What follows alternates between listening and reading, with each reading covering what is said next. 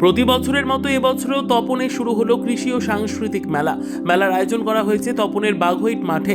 দক্ষিণ দিনাজপুর জেলার তপন ব্লকের অধিকাংশ মানুষজন কৃষিকাজের সঙ্গে যুক্ত, তাই কৃষিজ পণ্যকে সামনে রেখে প্রতি বছর বাঘইট মাঠে তপন কৃষি ও সাংস্কৃতিক মেলার আয়োজন করা হয়। এবছরও তার ব্যতিক্রম হয়নি। 1 জানুয়ারি শুরু হয়েছে এই মেলা। শুক্রবার সন্ধে 5:30 থেকে কৃষি ও সাংস্কৃতিক মেলা জমজমাট হয়ে উঠেছে। কৃষকের ফসল যেন মেলার প্রদর্শনীতে স্থান পেয়েছে। পাশাপাশি মনোরঞ্জনের জন্য মেলায় বসেছে নাগরদোলা, সার্কাস, ব্রেক ডান্স, বসেছে খাট সহ বিভিন্ন আসবাবপত্রের দোকান, রয়েছে জিলিপি, মেলার বিখ্যাত পাঁপড় ভাজা সহ মোগলাই সহ নানান রকম সুস্বাদু খাবারের দোকান, বাদ যায়নি স্টেশনারি দোকানও। এক কথায় সব মিলিয়ে জমাট হয়ে উঠেছে তপন কৃষি ও সাংস্কৃতিক মেলা।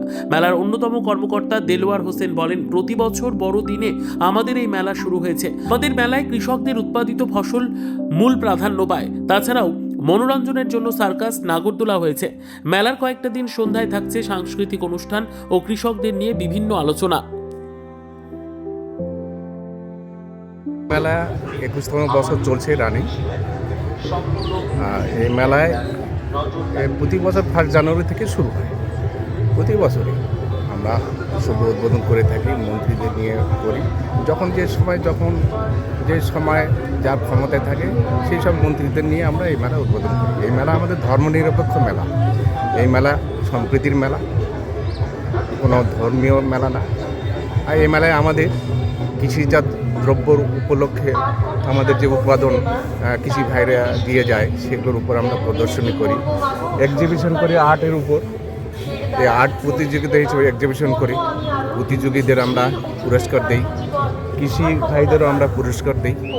এই নিয়ে আমাদের মেলা 21তম বছর চলছে।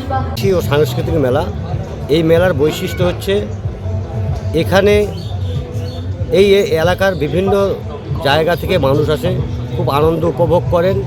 এই মেলার কিছু ঐতিহ্য, যেমন এই বছরে আমাদের সার্কাস এসেছে এবং সুষ্ঠু পরিবেশ, মা বোনেরা এবং যারা দর্শনার্থী মেলায় আসে খুব সুন্দর আনন্দ উপভোগ করেন। এবং আমাদের মেলায় পুরো মেলা সিসি ক্যামেরার নজরে রয়েছে। ব্যুরো রিপোর্ট, উত্তর বাংলা সংবাদ।